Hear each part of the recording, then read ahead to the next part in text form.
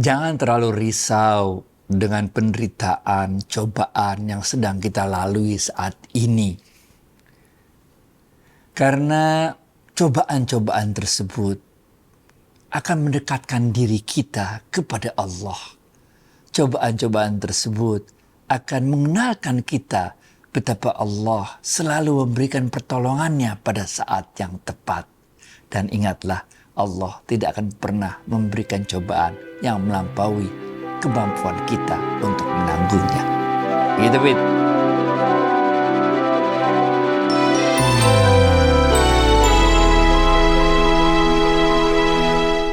Assalamualaikum warahmatullahi wabarakatuh. Sahabat Smart Skill School, semoga kita semua selalu dalam lindungan Allah Subhanahu wa Ta'ala. Amin. Tetap semangat sahabat. Kita sapa Ustadz kita, Ustadz Adi Warman Azwar Karim. Ustadz, Assalamualaikum, apa kabar? Waalaikumsalam warahmatullahi wabarakatuh. Sehat, berkah, bahagia ya Allah. Amin. Alhamdulillah Ustadz. Jadi apa betul cobaan-cobaan itu akan mendekatkan kita kepada Allah, dan Allah berjanji untuk tidak memberikan cobaan di luar batas kemampuan kita, Ustadz?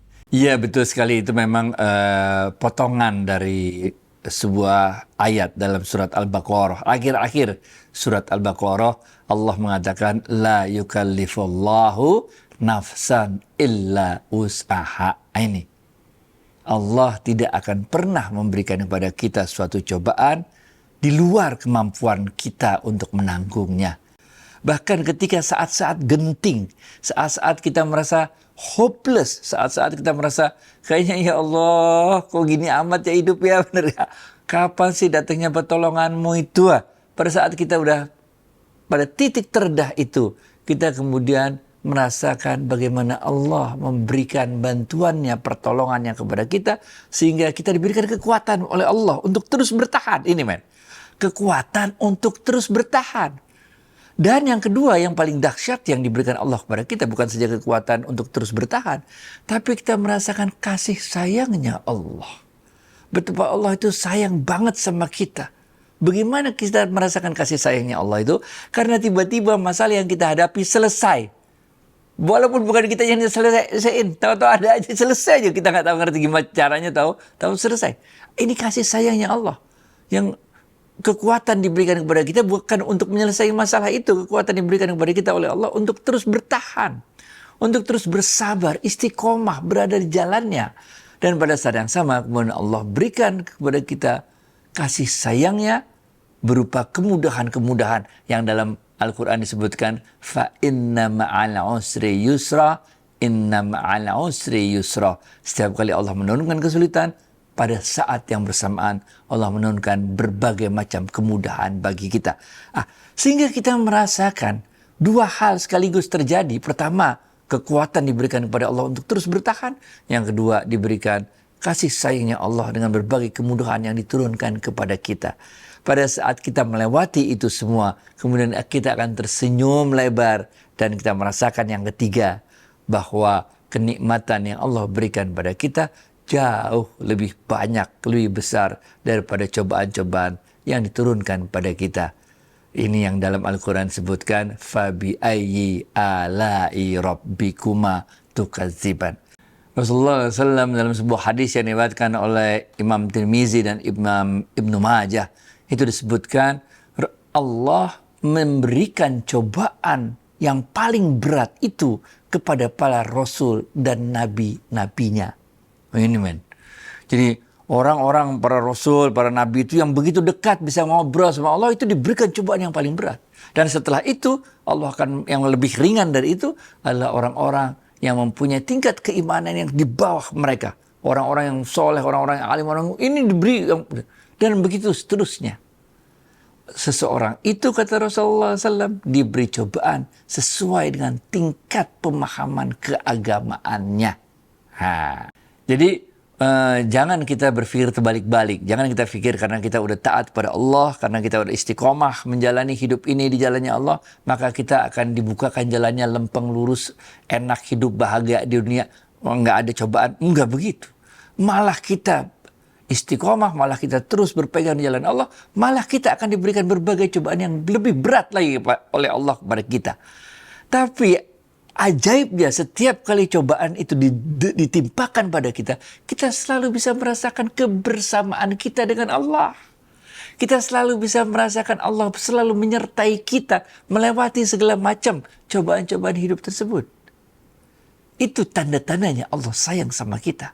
Sebaliknya, orang-orang yang pemahaman agamanya rendah, maka dia akan dibiarkan oleh Allah untuk melakukan berbagai segala macam kenikmatan dunia, atau yang dalam istilah agamanya disebut istidraj. Dibiarkan dia dalam kesenangan semu di dunia ini dan sebagainya, mengikuti hawa nafsunya, mengikuti bisikan-bisikan setan, sampai suatu saat kelak ini Allah dengan kasih sayangnya akan mengingatkan mereka semua untuk kembali akhirnya bertobat ke jalannya Allah. Rasulullah SAW waktu itu ditanya, ya Rasulullah SAW, bagaimana ini ceritanya kalau ada orang buat dosa kemudian dia taubat? Maka Rasulullah SAW mengatakan Allah akan terima taubatnya dan ampuni dosa-dosanya. Bagaimana kalau dia lakuin lagi kemudian dia taubat lagi? Maka Allah akan terima taubatnya, ampuni dosanya. Begitu terus pertanyaannya, sampai orang yang nanya bertanya, ya Rasulullah, sampai kapan kayak begitu terus? Rasulullah SAW mengatakan sampai dia bosan dalam melakukan dosa tersebut. Ini makanya dalam ilmu tasawuf itu kita yakin orang itu pasti ada insafnya. Orang yang sampai akhir ajalnya itu nggak insaf, itu nggak banyak. Kalau dalam Al-Quran itu beberapa doang tuh yang disebutkan. Orang yang sampai ujung akhir ajalnya nggak insaf-insaf juga cuma dikit. Fir'aun, bener nggak? Udah sampai sini. Beberapa aja yang disebut dalam Al-Quran. Orang-orang yang pada akhirnya mereka tidak juga insaf ketika menemui ajalnya. Tapi sebagian besar orang dengan kasih sayangnya Allah, dengan kemaafannya Allah yang begitu luas, kita semua akan demikian rupa dibuat skenario oleh Allah, sehingga semuanya akan kembali ke jalan yang benar. Semuanya akan merasakan bagaimana kecintaan Allah, sayang kasihnya Allah kepada kita semua. Udah jalanin hidup main, bismillah. Kalau kita lagi susah, nanti Allah akan kirim hamba-hambanya untuk menghibur hati kita. Giliran kita lagi senang, ada saudara kita yang susah, kita bantu dia, kita hibur dia. Nggak mesti kita bantu pakai duit, nggak mesti. Karena kadang-kadang orang kaya aja, emang sangkain orang kaya nggak pernah pusing man, enggak. Mungkin pusingnya bukan soal uang, soal yang lain, tapi pusing. Pada saat pusing itu kadang-kadang sekedar kita berada di sekitarnya, sekedar dia merasa tidak kesepian sendirian aja, itu merupakan suatu hal yang sangat diinginkan oleh orang tersebut, karena keberadaan kita di situ itu menambahkan energi baiknya, karena di dalam diri setiap kita ini ada nurnya Allah. Jadi orang-orang yang punya lagi masalah itu, kalau dia banyak temannya, maka dia akan terasa lebih ringan. Kalau bahasa Minangkabaunya nih, duduk surang basampi-sampi, duduk basamo balapang-lapang. Kalau kita lagi ada banyak salah besar, kalau lagi ada cobaan, kita sendirian doang, berusaha untuk memecahkan diri hal tersebut sendirian, makin pusing kita men. Tapi kalau kita rame-rame ngumpul-ngumpul sama orang, ini kita akan terasa lebih mudah. Walaupun tidak dapat saran ini segala macam, enggak. Dengan ngumpul rame-rame itu, orang kaya yang lagi pusing ngumpul rame-rame sama orang miskin, dia jadi senyum, ya Allah. Ternyata gue itu musingin hal itu. Musingin gak bisa beli Alphard Ferry tahun 2024, bener gak? Orang lain boro-boro mikirin Alphard tahun 2024, bener gak? Orang lain mikirin bayar kontrakan rumah, bener gak? Terus dia senyum sendiri. Dan akhirnya dia diajarkan oleh Allah bahwa nikmat yang Allah berikan padanya jauh lebih besar daripada angan-angan dunianya yang begitu jauh. Baik, David. Nah Ustadz, bagaimana kita membedakan bahwa ini adalah cobaan Allah agar kita bersabar, atau Allah sedang memberikan, memang ini kondisi yang terbaik buat kita saat ini, kita aja yang nggak tahu. Ya, kadang-kadang kita bertanya-tanya dalam diri ya, apakah ini cobaan dari Allah agar kita sedang diajarkan oleh Allah bagaimana sifat sabar tersebut, sedangkan diajarkan oleh Allah bagaimana sifat syukur tersebut. Jadi ini cobaan yang Allah buat supaya kita pada saat yang sama bisa merasakan tiga hal tadi, ya kan? Tapi timbul juga dalam hati kita, apakah ini bukan cobaan sebetulnya dari Allah, tapi ini teguran dari Allah karena kita jalannya melenceng. Nah, Ini simpel banget jawabannya kalau dalam ilmu tasawuf. Perbedaan yang paling utama dari cobaan yang diberikan Allah kepada kita untuk meningkatkan keimanan kita, untuk mendekatkan diri kita kepada Allah, dengan teguran dari Allah mempunyai kesamaan dan perbedaan. Apa samanya? Samanya adalah keduanya akan membawa kita lebih dekat pada Allah. Kita orang baik, dikasih cobaan. Dengan cobaan itu kita makin dekat kepada Allah. La yukallifullahu nafsan illa wus'aha.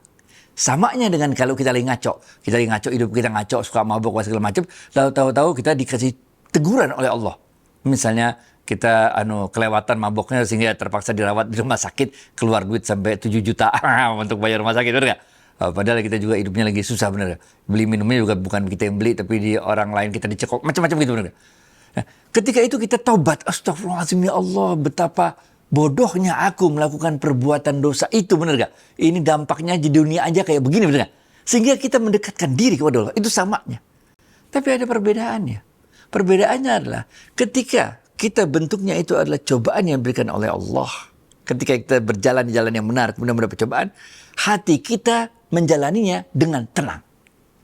Sedangkan kalau kita lagi berjalan di jalan yang ngaco-ngacoan, hati kita dalam keadaan gelisah. Hati nggak bisa ditipu. Jasad bisa kita tipu. Nyawa bisa kita tipu. Tapi ruh kita nggak bisa kita tipu. Betapapun kita malam tahun baru, kita happy-happy, seneng-seneng, mabuk-mabukan, apa segala macam sama teman-teman. Itu kita lagi nipu ruh kita. Seakan-akan kita pura-pura bahagia di malam tahun baru tersebut. Padahal di dalam hati nurani kita, di dalam ruh kita, di dalam kolbu kita, kita menjerit. Kita nggak mau sebetulnya melewati malam tahun baru seperti itu. Sehingga keesokan harinya, tanggal 1 Januarinya segala macam, udah kita bangun dari hasil mabuk kemarin, kita merasa, ya Allah, kok gitu amat sih kita melewati pergantian tahun baru itu. Nah, ada kesamaannya, ada bedanya. Bedanya apa? Yang satu hati kita merasa tenang, yang satu hati kita merasa gelisah dalam menjalankannya. Gitu, Fit. Oh, baik Ustadz, paham sekarang. Terakhir Ustadz, bagaimana adab kita berkunjung ke sahabat yang sedang dalam keadaan sakit kritis? Apa yang harus kita sampaikan Ustadz? Kita semua pernah mengalami hal-hal seperti ini ketika kita mau kehilangan orang tua kita, kehilangan saudara kandung kita, kehilangan orang-orang yang kita kasihi. Kita semua pernah mengalami hal ini. Apalagi kalau didahului dengan proses sakit yang cukup panjang, kita kasihan melihat keadaan yang diderita oleh orang-orang yang kita kasihi tersebut. Yang kita harus sampaikan kepada mereka, karena kita bukan dokter, nggak usah pikirin urusan kedokterannya lah, itu kasih aja dokter yang mikirin mereka. Tapi kita, yang tugas kita sebagai orang-orang yang mengasihi beliau tersebut, kita tunjukkan rasa kasih sayang kita. Kita menjadi kepanjang tangannya Tuhan untuk menyampaikan kasih sayang kita kepada orang-orang tersebut. Kita semangati mereka bahwa kematian bukanlah sesuatu yang harus ditakuti. Kematian adalah satu pintu utama jalan tol untuk ketemu dengan Sang Pencipta. Kita jalani hidup 60 tahun, men. Kita lakukan sholat tahajud, sholat duha. Kita bersabar dalam setiap kesulitan yang kita hadapi. Kita bersyukur, kita jalani hidup dengan penuh ketaatan kepada Allah. Ngapain? Karena kita percaya, karena kita beriman bahwa setelah ini semua ada hari pembalasan, ada akhirat, ada Allah yang Maha Pengasih, Maha Penyayang. Yang sampai saat ini kita jalani 60 tahun, kita belum pernah secara nyata gitu merasakan kehadiran Allah dalam diri kita, benar gak? Nah, kalau kita udah mati, kalau kita udah meninggal, kita langsung merasakan semua apa yang kita pelajari, semua apa yang kita yakini selama di dunia ini, kita langsung, ya ayyatuhan nafsul mutmainnah, irji'i ila rabbiki radiyatan maradiyah, fadkhuli fi ibadi wadkhuli jannati. Jadi kematian bukanlah sesuatu yang harus ditakutkan. Ngapain? Itu adalah cara kita untuk melepaskan kerinduan kita untuk bertemu dengan Allah. Bahkan lebih dari itu, untuk bertemu dengan Rasulullah SAW. Yang kalau kita dibacakan, Assalamualaikum ya Rasulullah, kita nangis. Untuk ketemu dengan orang tua kita yang dulu waktu itu kita Nyesel, belum bisa buat baik sama orang tua, belum bisa bakti sama orang tua udah keburu meninggal. Ini kita ketemu, men. Ketemu dengan suami kita, istri kita yang waktu itu kita nyesel. Aduh, waktu itu saya pernah berkhianat terhadap pasangan saya, belum sempat minta maaf, udah keburu mati. Ini ketemu, men. Benar gak? Jadi semua penyesalan yang kita hadapi di dunia ini karena kita belum sempat melakukan sesuatu terhadap seseorang dan seorang itu telah lebih dulu meninggalkan kita, ini kesempatan bagi kita untuk bertemu mereka, bercengkrama dengan mereka. Tanpa ada batasan lagi mana kaya, mana miskin. Kita di alam kubur tersebut, di akhirat kelak nanti, yang kita andalkan yang pertama adalah kasih sayangnya Allah kepada kita. Masya Allah, terharu mendengarnya Ustadz. Baik Ustadz, terima kasih atas waktu dan tausiahnya. Assalamualaikum warahmatullahi wabarakatuh. Waalaikumsalam warahmatullahi wabarakatuh.